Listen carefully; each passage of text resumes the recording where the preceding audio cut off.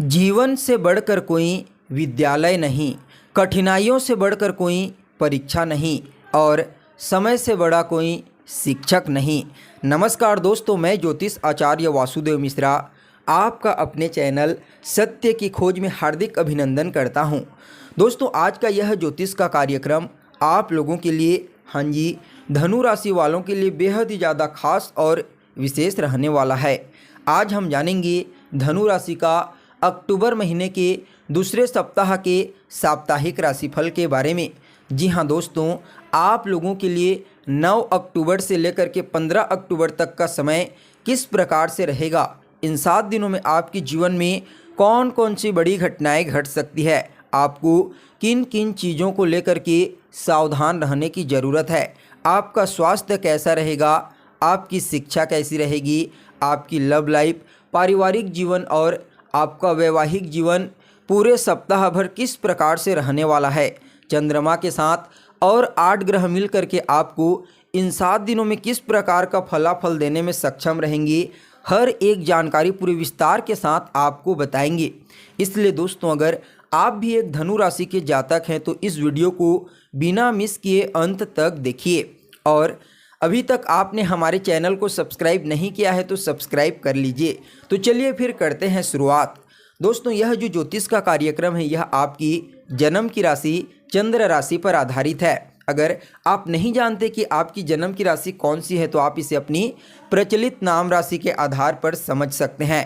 और अगर आप अपनी जन्म कुंडली का पूरे विस्तार के साथ विश्लेषण करवाना चाहते हैं तो वीडियो के डिस्क्रिप्शन बॉक्स में और वीडियो के अंदर आपको नंबर मिल जाएगा, जहां से आप संपर्क करके जन्म कुंडली का पूरे विस्तार के साथ अध्ययन करवा सकते हैं।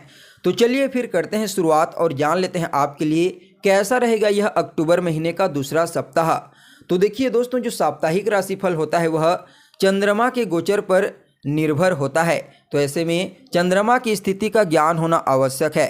तो देखिए, 9 अक्टूबर को चंद्रमा कर्क राशि में संचार करेंगे। वहीं 10, 11, 12 इन 3 दिनों में चंद्रमा सिंह राशि में गोचर करेंगे। इसके अलावा आखिरी के जो 3 दिन है 13, 14 और 15 इन 3 दिनों में कन्या राशि में ट्रांजिट करेंगे। अब इस चंद्रमा के गोचर का विश्लेषण करके आपके लिए 7 बड़ी भविष्यवाणी तैयार की गई है, जिनमें पहली भविष्यवाणी आपकी सेहत को लेकर के है।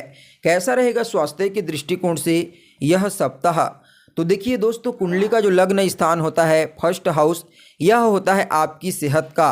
और फर्स्ट हाउस के मालिक बनते हैं देवगुरु बृहस्पति। बृहस्पति महाराज इस समय पंचम भाव में राहु के साथ चांडाल दोष से ग्रसित हैं। पूरे सप्ताह भर ऐसे ही गोचर करेंगे।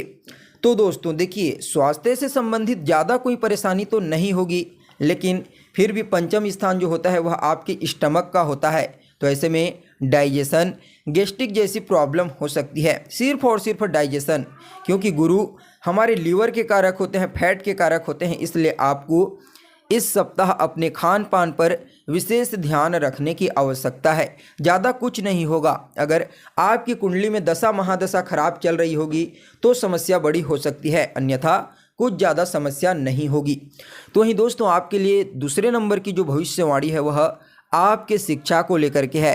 कैसा रहेगा विद्यार्थियों के लिए यह अक्टूबर का दूसरा सप्ताह। तो देखिए, कुंडली का जो पंचम स्थान होता है यह आपकी पढ़ाई लिखाई का होता है, आपकी शिक्षा का। और पंचम स्थान के मालिक कौन बनते हैं? मंगल देव।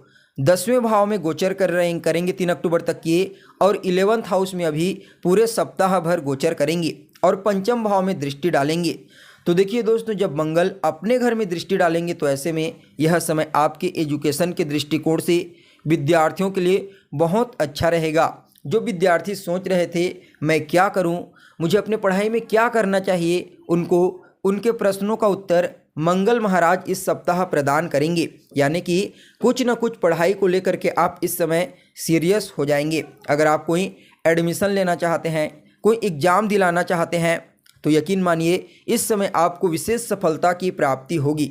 यानी कि पढ़ाई लिखाई के दृष्टिकोण से, एजुकेशन के दृष्टिकोण से यह दूसरा सप्ताह अच्छा रहेगा। हालांकि आखिरी के जो 3 दिन है उसमें चंद्रमा अस्त हो जाएंगे, इसलिए थोड़ा सा मानसिक तनाव की समस्या आपको हो सकती है, इसका विशेष रूप से ध्यान रखिए। ज़्यादा कुछ नहीं होगा क्योंकि मंगल देव अपने घर को दृष्टिगोचर करेंगे।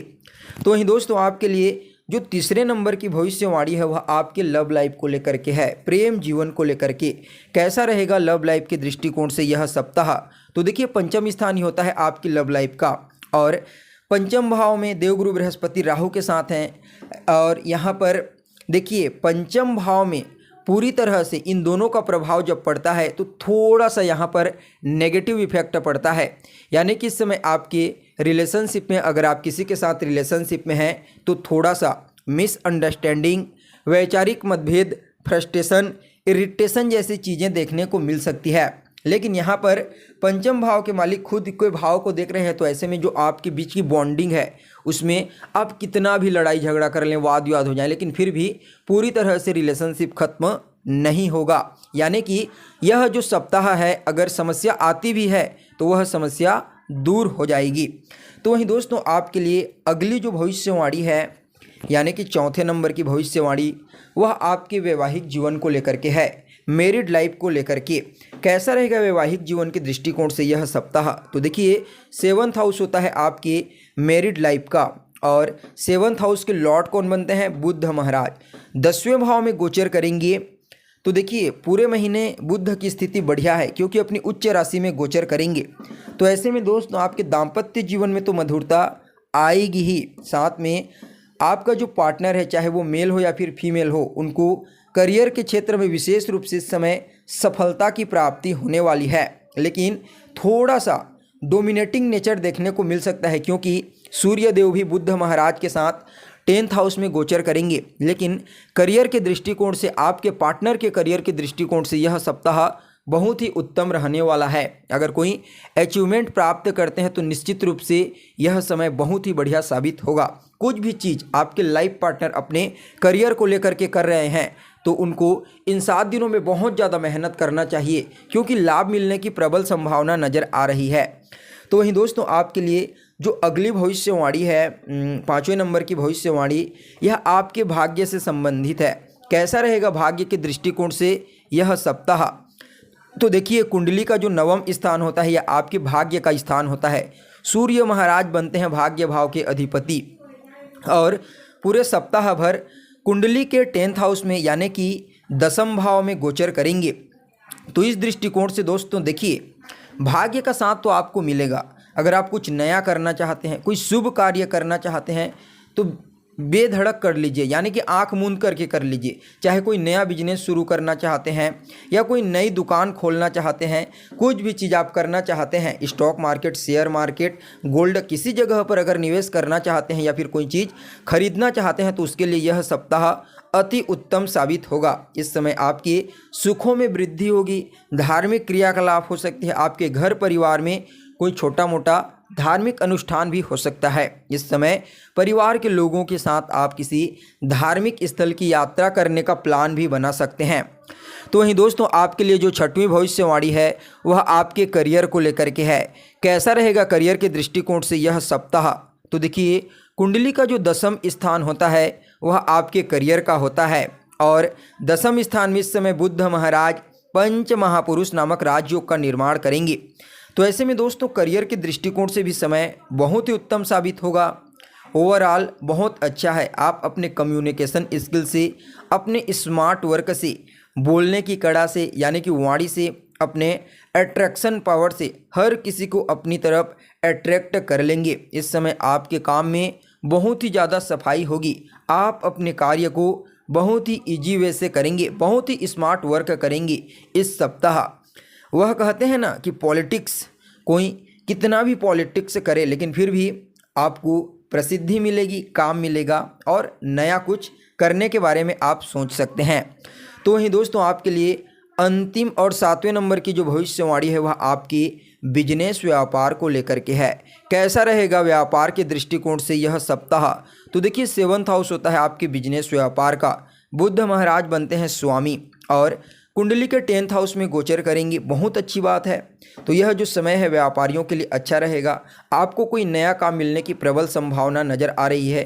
कार्य क्षेत्र को लेकर के, व्यापार को लेकर के यह जो सप्ताह है, अक्टूबर महीने का दूसरा सप्ताह आपके लिए विशेष सफलतादायक साबित होगा, क्योंकि बुध की स्थिति उच्च राशि में बहुत बेहतर है। इसलिए आंख मूंद करके आपको इस समय सफलता की प्राप्ति होगी। देखिए दोस्तों, यह जो राशिफल है यह आपकी गोचर कुंडली के आधार पर ही, इस चीज़ को आप समझिए। जब तक आपकी कुंडली में ग्रहों की स्थिति अनुकूल ना हो, मान के चलिए कि देखिए बुध देव उच्च राशि में है, ठीक है ना, लेकिन आपकी कुंडली में बुध देव अकारक ग्रह है, मारक ग्रह है और नीच राशि में है, पाप प्रभाव में है, कैसे आपको अच्छा फल देंगे? नहीं दे सकते। इसलिए पहले जन्म कुंडली में ग्रहों की स्थिति का ज्ञान होना आवश्यक है। तो दोस्तों, यह तो हो गई चंद्रमा के आधार पर, चंद्रमा के गोचर के आधार पर साप्ताहिक राशिफल। इस सप्ताह को बेहतर बनाने के लिए कुछ उपाय भी कीजिए। रोजाना देवगुरु बृहस्पति के बीज मंत्र ओम ब्रीम बृहस्पतये नमः 108 बार जाप कीजिए। गुरुवार के दिन केसर का तिलक लगाएं, आपके लिए अच्छा रहेगा यह सप्ताह। तो दोस्तों, कैसी लगी आपको जानकारी?